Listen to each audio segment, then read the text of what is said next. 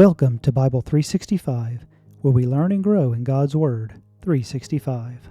Today we are reading in Joshua 9. Now when all the kings west of the Jordan heard about these things, the kings in the hill country, in the western foothills, and along the entire coast of the Mediterranean Sea, as far as Lebanon, the kings of the Hittites, Amorites, Canaanites, Perizzites, Hivites, and Jebusites, they came together to wage war against Joshua and Israel. However, when the people of Gilbin heard that Joshua had done to Jericho and Ai, they resorted to a ruse. They went as a delegation whose donkeys were loaded with worn-out sacks and old wineskins, cracked and mended. They put worn and patched sandals on their feet and wore old clothes. All the bread from their food supply was dry and moldy.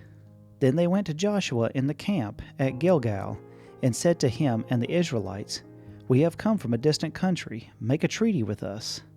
The Israelites said to the Hivites, "But perhaps you live near us, so how can we make a treaty with you?" "We are your servants," they said to Joshua. But Joshua asked, "Who are you, and where do you come from?" They answered, "Your servants have come from a very distant country because of the fame of the Lord your God.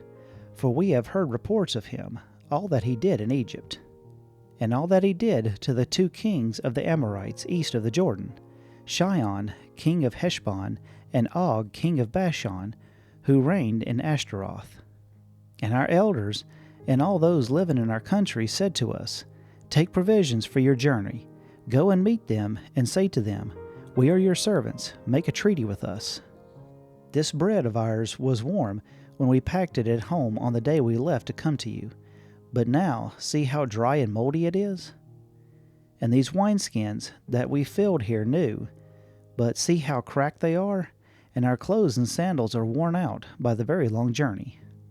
The Israelites sampled their provisions, but did not inquire of the Lord. Then Joshua made a treaty of peace with them and let them live, and the leaders of the assembly ratified it by an oath. 3 days after they made the treaty with the Gibeonites, the Israelites heard that they were neighbors living near them.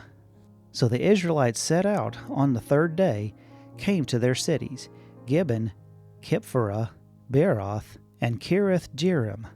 But the Israelites did not attack them, because the leaders of the assembly had sworn an oath to them by the Lord, the God of Israel.